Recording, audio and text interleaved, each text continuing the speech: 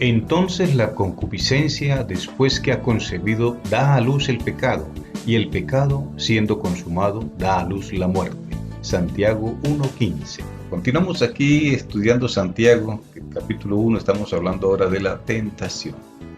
Hoy vamos a ver cómo es que se da a luz el pecado, según lo que dice Santiago, porque compara ese proceso como el proceso de gestación de una criatura.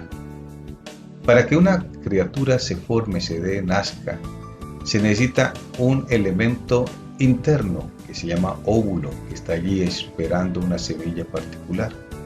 Y si se necesita un elemento externo que es el espermatozoide que viene y fecunda al óvulo, y entonces comienza a gestarse la criatura. Del mismo modo acontece con el pecado. Hay un elemento interno a nosotros que ya vimos que llama concupiscencia, que es el apetito desbordado, que es el ardor por satisfacer las pasiones de la carne. Eso es natural en nosotros y eso está allí presente.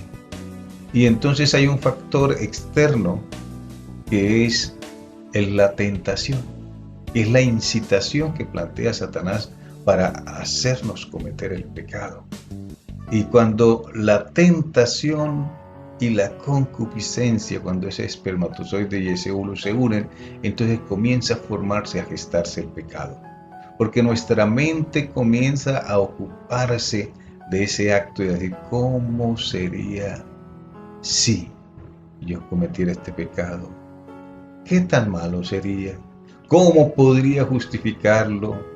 Y comenzamos a considerar esas cosas y desde luego Satanás nos va poniendo allí con excusas, justificaciones, que obviamente son tramposas, porque la intención es llevarnos al pecado.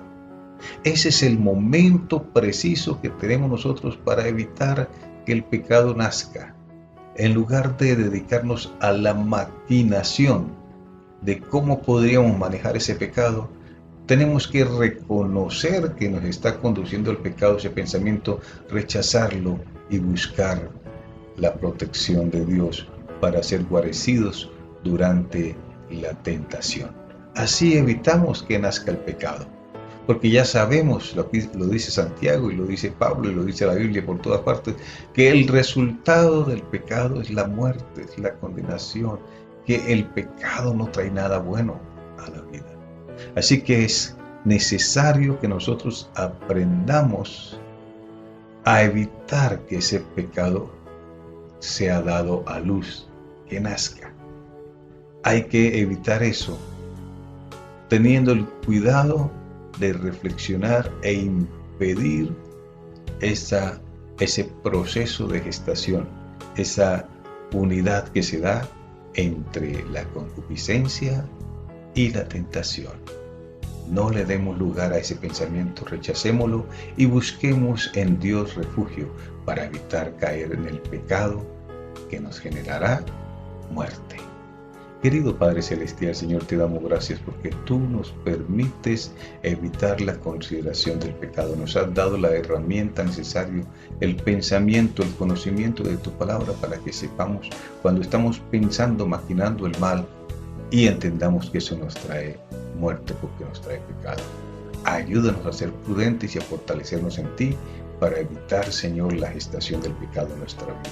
Te lo rogamos en el precioso nombre de Cristo Jesús. Amén. Aleluya. Qué bueno poder considerar este tema contigo. Le pido al Señor que te bendiga ricamente. Que la bendición de Dios, Padre, Hijo y Espíritu Santo esté sobre tu vida. Que tengas un día pleno, un día en que estés guardado del pecado. Recuerda, hay en ti algo que se llama concupiscencia, que es esa inclinación hacia el pecado que Satanás excita con las tentaciones. Impide que eso se conjugue. No le des lugar al pecado.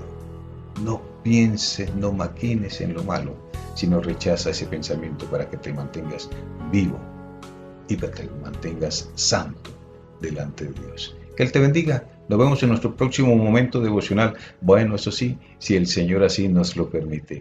Hasta entonces.